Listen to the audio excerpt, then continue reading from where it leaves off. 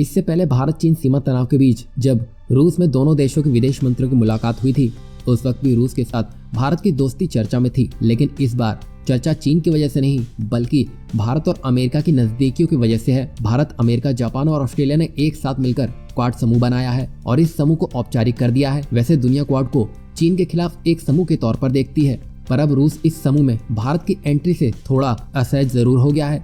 सार्वजनिक तौर पर इसके बारे में रूस ने खुलकर कभी कुछ कहा नहीं है, पर जानकार मानते हैं कि रूस ने भारत को साफ और कड़े शब्दों में अपनी आपत्ति दर्ज करा दी है। और यहाँ पर हम आपको एक बात बता दें कि रूस और भारत के बीच वार्षिक सम्मेलन पिछले 20 सालों में लगातार हो रहा है, पर इस बार ये सम्मेलन नहीं हो रहा है। भारत और रूस ने इस सम्मेलन के ना होने के पीछे कोरोना महामारी को वजह बताया है, पर असल में वजह क्या है ये तो अब तक सामने नहीं आ पाई है, क्योंकि वैसे ब्रिक्स सम्मेलन भी वर्चुअल हो चुका था, तो रूस और भारत का ये वार्षिक सम्मेलन वर्चुअल भी हो सकता था, पर इसको रद्द ही कर दिया गया है। और इसके पीछे की भी वजह शायद भारत का इंडो पैसिफिक में इन्वॉल्वमेंट दिखा रहा हो। असल में रूस को क्वाड से दिक्कत क्या है?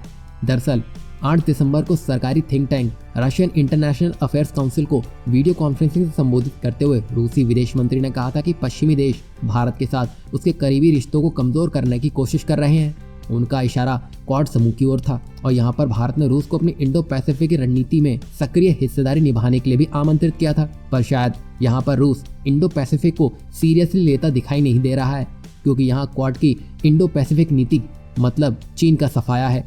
तभी रूस शायद यहाँ भारत और चीन दोनों को बचाने में लगा है। और अगर यहाँ रूस भारत के कंधे पर बंदूक रखकर अमेरिका पर निशाना साधना चाहता है तो रूस की यह सबसे बड़ी गलती होगी, क्योंकि यहाँ भारत सबके साथ पर यकीन करता है।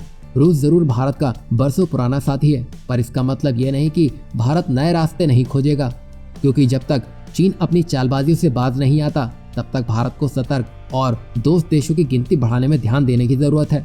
और भारत जिस तरह से बैलेंस बनाकर चल रहा है वही काम रूस भी कर रहा है। तभी भारत और रूस ये दोनों अच्छे से जानते हैं कि एक दूसरे की अहमियत क्या है।